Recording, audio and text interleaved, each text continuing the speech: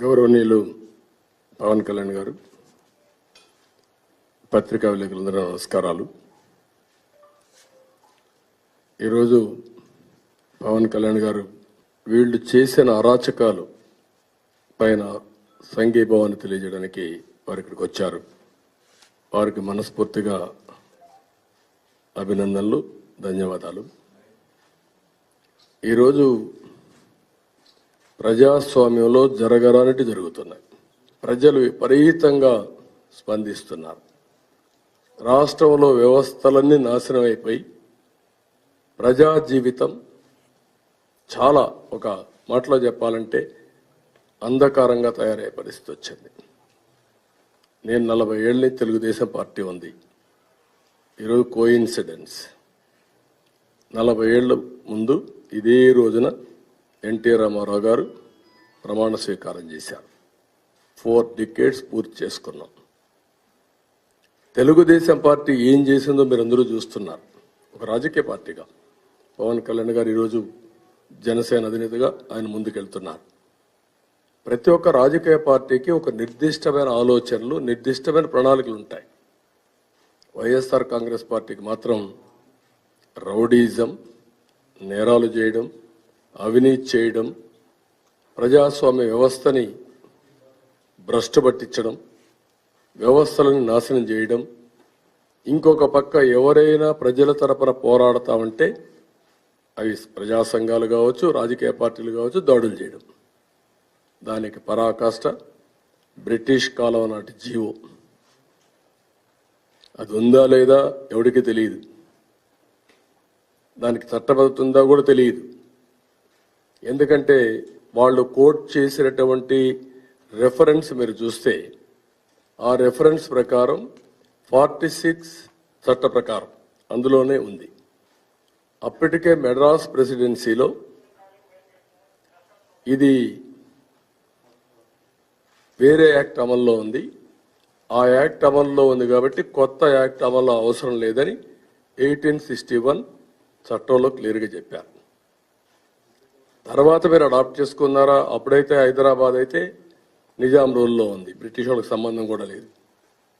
అలాంటి సందర్భం 2 రాష్ట్రాలు ఎప్పుడు అడాప్ట్ చేశారో కూడా చెప్పకుండా ఒక నల్ల జీవో ఒకటి తీసుకొచ్చి, జీవో నెంబర్ 1 తీసుకొచ్చి, ఉన్మాదుల మారిగా నేను వెళితే, నేను నా నియోజకవర్గం 7 సార్లు ఎమ్మెల్యేని, 7 సార్లు ఎమ్మెల్యేగా గెలిచిన వ్యక్తి ప్రజలను పరామర్శించడానికి రెగ్యులర్గా వెళ్తా కొన్ని 100 సార్లు వెళ్ళుంటాను.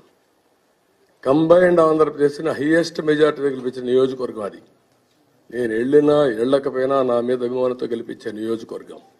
అలాంటి ప్రజల్ని నేను పరామర్శించడానికి పోతే, గ్రామాలు తిరగడానికి పోతే, నన్ను రానియకుండా చేయడం కోసం 2-3 వేల మంది పోలీసులు పెట్టి గొడవలు చేసి తిరిగి పంపించాలని ప్రయత్నం చేశారు.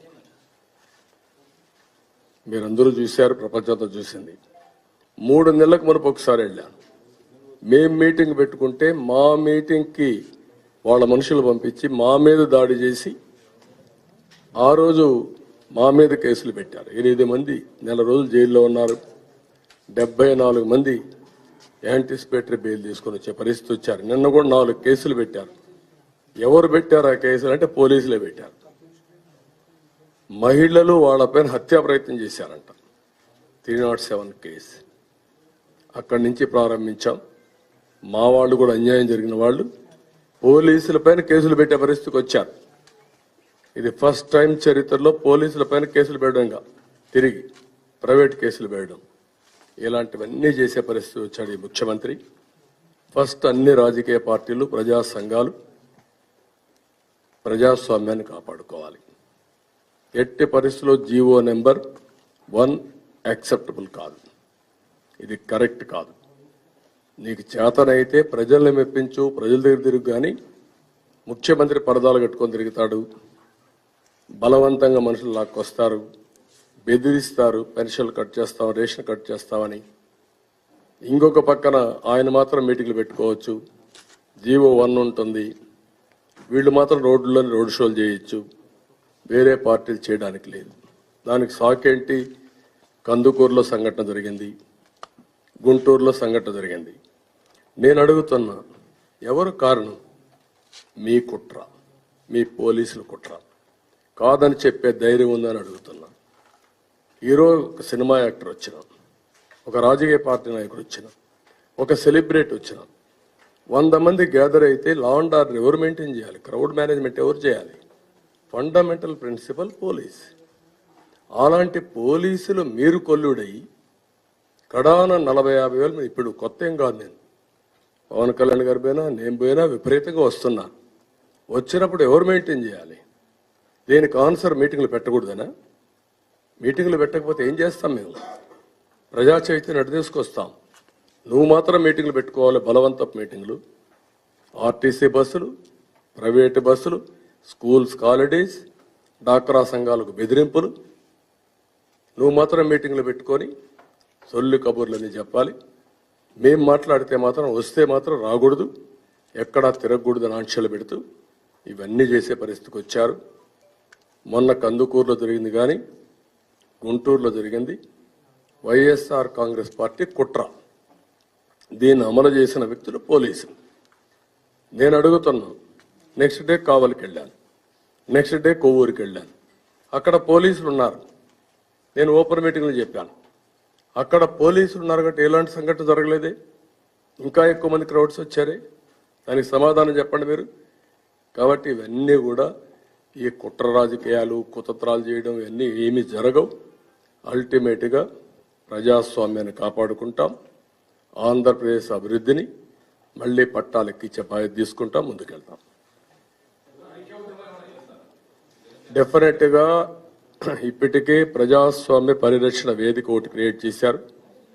జనసేన, తెలుగుదేశమే కాకుండా అన్ని రాజకీయ పార్టీలు, ప్రజా సంఘాలు వాళ్ళు కూడా వర్కౌట్ చేస్తున్నారు. రాజకీయంగా అదే మరిగా ప్రజాస్వామ్యంలో ప్రజలే అంతిమ నిర్ణేతలు. ప్రజల ద్వారా పోరాడడం, ప్రజా పోరాటాలు చేయడం, న్యాయ పోరాటాలు చేయడం, ఏది అప్రోప్రియేట్ అయితే అవన్నీ చేస్తాం. నేనేమంటానంటే, ప్రజాస్వామ్యాన్ని పరిరక్షించుకోవడానికి అన్ని రాజకీయ పార్టీలు కలిసి ఏం చేయాలో చేస్తాం. అవసరం అనుకున్నప్పుడు కేంద్రం దృష్టికి కూడా తీసుకెళ్తాం. రాజ్యాంగాన్ని పరిరక్షించాల్సింది గవర్నర్, అదే మరి రాజ్యాంగాన్ని అమలు చేయాల్సింది ప్రెసిడెంట్ ఆఫ్ ఇండియా. రాష్ట్రం ఇలాంటివి చేసినప్పుడు, లా అండ్ ఆర్డర్ కానీ ఇంకొక సమస్య వచ్చినప్పుడు కేంద్రం కూడా జోక్యం చేసుకునే హక్కు ఉంది. వాళ్ళు కూడా దీన్ని నియంత్రణ చేయాల్సిన అవసరం ఉంది.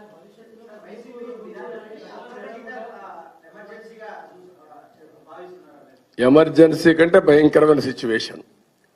ఎమర్జెన్సీలో మిడ్ నైట్ నుంచి గోడలు ఎవరు దూకల పోలీసులు, ఇప్పుడు మిడ్ నైట్ నుంచి గోడలు దూకుతున్నారు. ఆ పరిస్థితిలో ఉన్నారు. ఎమర్జెన్సీ కంటే భయంకరమైన పరిస్థితులు ఉన్నాయి. ఎంత భయంకరమైన పరిస్థితులు ఉన్నా మా మనోనిబ్బరాన్ని దెబ్బతీయలేరు. ఆ విషయం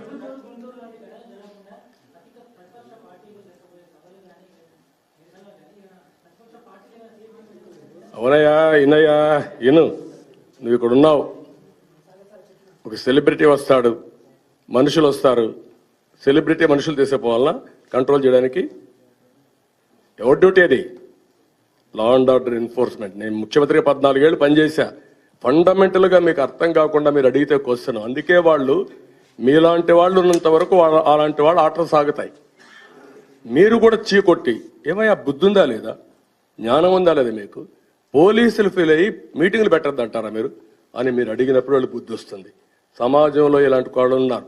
బ్రిటిష్ వాళ్ళ పరిపాలనలో కూడా కొంతమంది బ్రిటిష్కి ఊడిగం చేసిన వాళ్ళు ఉన్నారు. అందుకే వీళ్ళ ఆటలు సాగాయి. ప్రజాస్వామ్యాన్ని పరిరక్షించుకోవాలని నా ఒక్కడ బాధ్యత కాదు, పవన్ కళ్యాణ్ గారి ఒక్క బాధ్యత కాదు. అందరం సమీకృతం కావాలి, అందరం అడగాలి. రేసు కుక్కల మారిగా మీరు మహాడకపోతే, మీరు అటు ఇటు తాళాలేస్తే ప్రజాస్వామ్యాన్ని కాపాడలేం. ఒకరిద్దరు ఉంటారు నాకు తెలుసు. మీకు కూడా ఫిట్టింగ్ రిప్లై ఒకటే. మీకు ఏదైనా ధైర్యం ఉంటే ఒకసారి అడిపి వ్యతిరేకం రాసి మళ్ళారా అప్పుడు మాట్లాడదాం. Thank you.